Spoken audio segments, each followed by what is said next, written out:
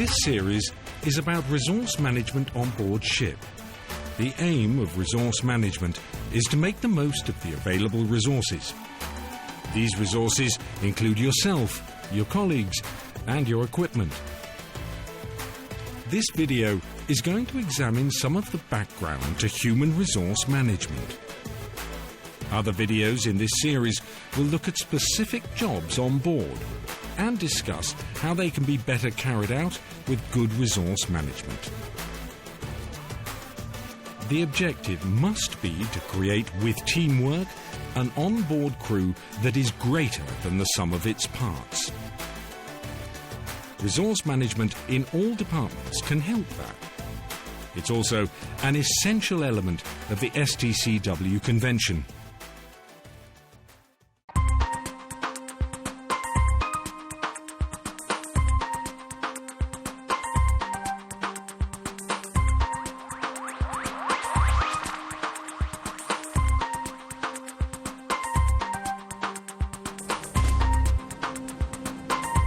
The foundation of resource management is what is called situational awareness. This means recognizing what's happening around you and responding to it in an appropriate way. Achieving good situational awareness is a three-step process.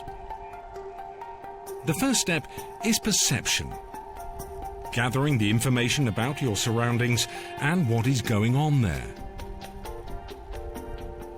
We receive an enormous amount of information from our senses. Much of this comes from the eyes, but hearing and touch are also important. The second is interpretation, thinking about this information and analysing what it means. This will involve your previous knowledge, experience, and memory. The final step is anticipation, working out what is going to happen next and what you need to do about it. These three stages can be considered as the three W's, the what, so what, and the now what stages. Situational awareness is a constant interaction between our perceptions and the knowledge in our memory. Let's look at memory. Firstly, sensory memory, which holds the information we receive from our senses. This information is held very briefly. Next, working memory. This important mental facility enables us to understand, to reason, and learn. But it has its limitations. It can only handle an average of 7 items. So a briefing should only include 7 or fewer items. If there are more, a list or checklist will help to overcome this. Working memory can be very fragile. Interruptions may easily wipe out the items retained there. This is why it is so important to avoid distractions on the bridge at times of critical manoeuvring. Finally, long-term memory. This is your main memory store. The huge bank of information you have built up during your life. In situational awareness, your sensory memory feeds your working memory. Information is retrieved from the long-term memory and transferred into the working memory.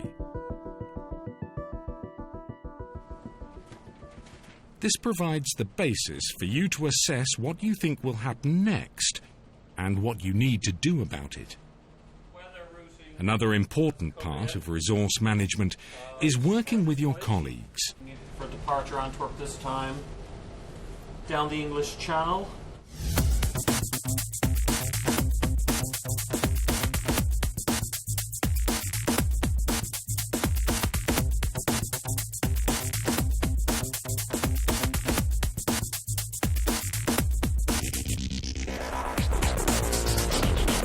During the next week or so, we'll increase the training on familiarisation with the BA sets. A key part of dealing with your colleagues is communicating with them. So improving your communication has huge benefits. It helps to raise your situational awareness. There are 4 steps to communication. First, the what, the actual information that is to be communicated. Second, the how, the way in which that information is communicated. Third, the why, the reason why that information is communicated. And finally, the who, the people to whom that communication is directed. To be a good communicator means thinking about these 4 steps. You will find more about this in the workbook that accompanies this series. Shearing rudder, variable pitch coming to starboard, going astern, and 500 kilowatt motor stern. So, yeah, so maybe we should swing around and then do starboard side alongside. You should be coming in on the south. Your professional communications must always be clear, as short as possible, and based on facts. When talking, maintain good eye contact. So this is the computer you use for plant management system? Yes. Also, it helps if you summarize or repeat what has been said. Giving this kind of feedback leads to what is called closed-loop communication. If you receive any new spare part, or if you want to order any new spare part, what do you do? Well, you order from here. You must ask questions if what is said is not clear. And when you receive, you have to update this, or the chief engineer will do this? Yes, the chief will update. So, You should avoid interrupting. all the numbers will go on Try out these techniques. You may be surprised by the results. as well. We just There's a crucial part of communicating that's often overlooked: being a good listener. You need to be patient and supportive. You should make eye contact with the person that's speaking to you. So, guys, now we're going down to Rotterdam, so let's go to the route. We'll drop the pilot out here, and then... Effective communication is essential for good teamwork. In the ideal on-board team, everyone supports everyone else. Actions and decisions are shared under the authority of the master. But teams have to be built. They don't just happen. There are 4 stages to building a team: forming, storming, norming, and performing. We'll look at each of these stages.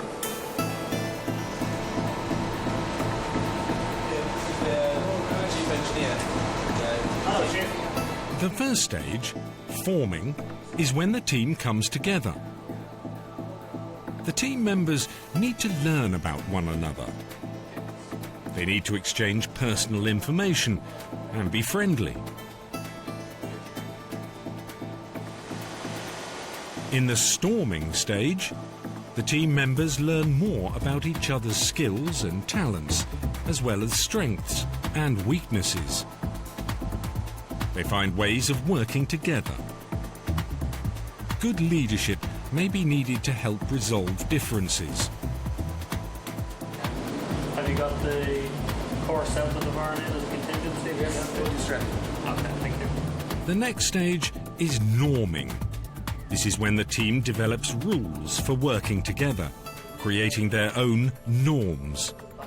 Some of these may be conscious and some unconscious. Have you seen the barn visually now? The more they are conscious, the stronger they will be. The final stage is performing.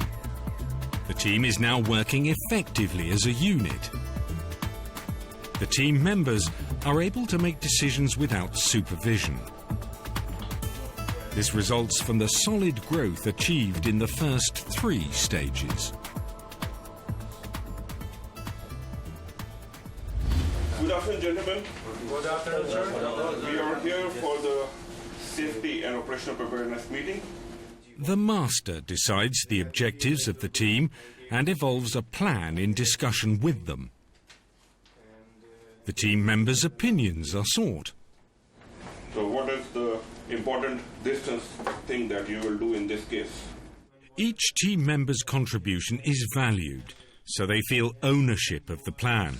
We should open the valve slowly first, let the hose or line fill with water, and then open the valve slowly. This teamwork management style allows any errors to be picked up by other team members. Every team needs leadership. Good leadership provides people with the vision and the motivation to give of their best, even in difficult and unpredictable circumstances. Good morning. You must be my new chief officer. Morning, Captain. It's a pleasure to meet you. Welcome on board. Leadership needs to be firm but flexible and friendly. It should not be restrictive and autocratic. Received your safety familiarization. But neither should it be uncontrolled and hands-off. Good leaders base their decisions on facts and not on personal prejudice. Good leadership involves giving praise when appropriate and giving constructive criticism when it is not. Maybe last month we have some mistakes, but you managed to correct everything. It's important to remain calm and, when possible, create enthusiasm. Good leaders try to understand the individual team members, learn about their skills and experience, and use that knowledge when distributing work. Good leaders do everything in their power to protect their team members from fatigue and stress. Good leadership is strongly motivating. Take safety. All senior officers must demonstrate their commitment to safe working practices by what they do. Ask yourself about your own leadership style and that of the officers who work with you. Does your approach encourage teamwork? Anybody got any more to add? Because once you absent-minded, it's easy to get you hurt or accident. Do you think that your style will allow others to pick up your errors and participate fully? You could record yourself in action to check. You might be surprised at what you find. Another important part of working with others is working with people of different nationalities and cultures. Waiting for your instructions. Treat everyone professionally. Yellow party to bridge. Also, treat them as individuals. Never make assumptions about them based on their nationality or ethnic group. Remember that generally seafarers of all cultures know what their responsibilities are. Seafarers are used to doing their jobs with different colleagues on different ships. But whatever their job, the more they are aware of what they are doing and their objectives, the more effective they're likely to be. That's the end of this section. Now look at the workbook.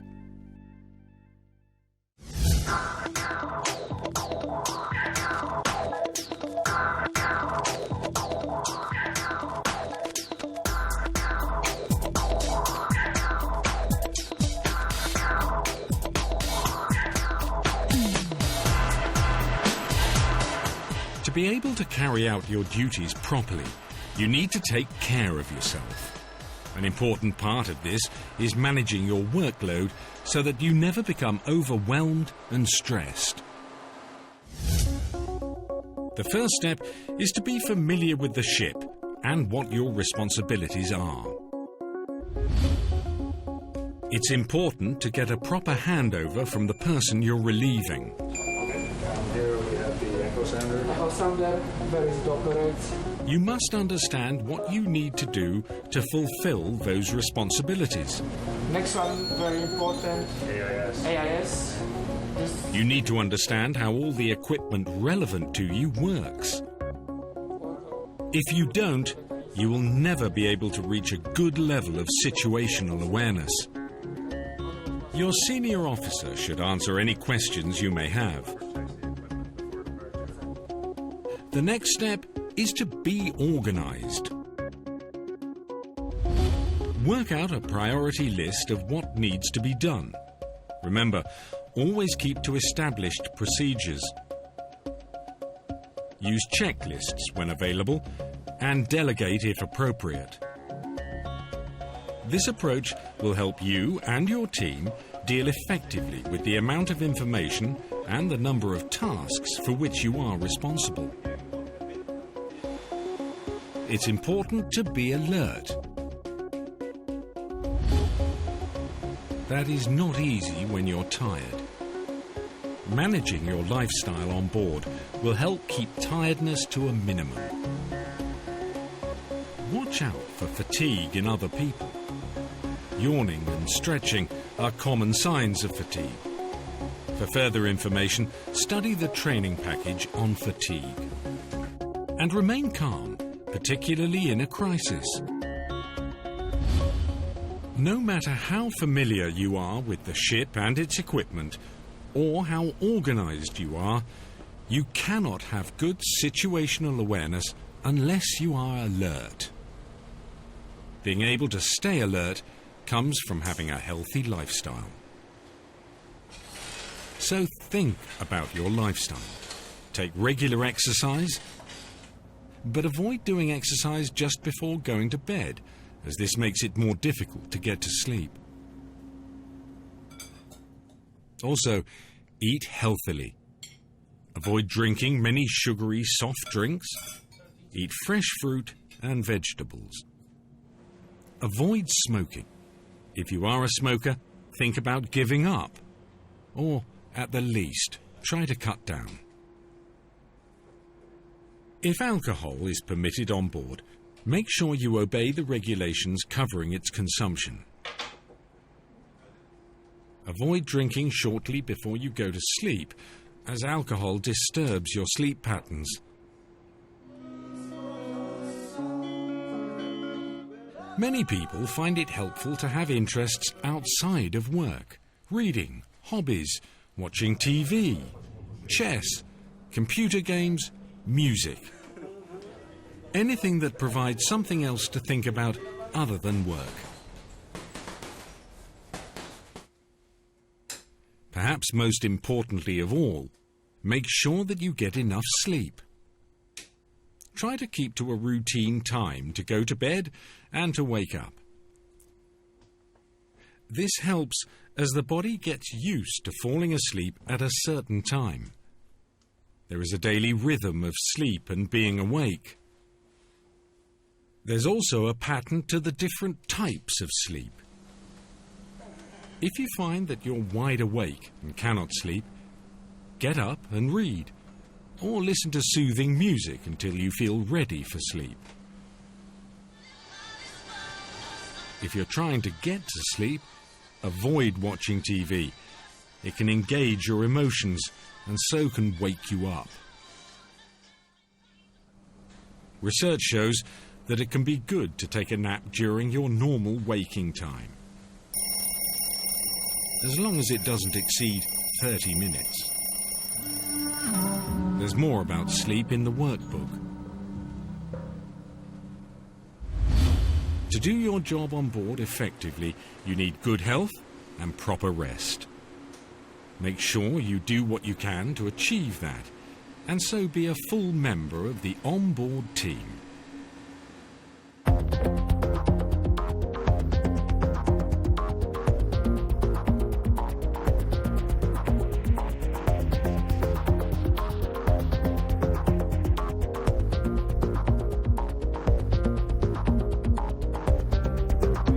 Resource management is all about getting the very best from yourself, your colleagues, and your equipment on board. It's something that needs a constant effort to achieve and sustain. There are many things involved, but important things to remember are, first, always know your ship. Secondly, always maintain a good situational awareness. Whether you're working on deck, on the bridge, or in the engine room, Be sure you know what's going on around you. Involve some PI lines. Always communicate clearly and think about the information you want to get across to other people. Finally, remember to take good care of yourself and your health. Resource management is important to all seafarers in helping them work effectively.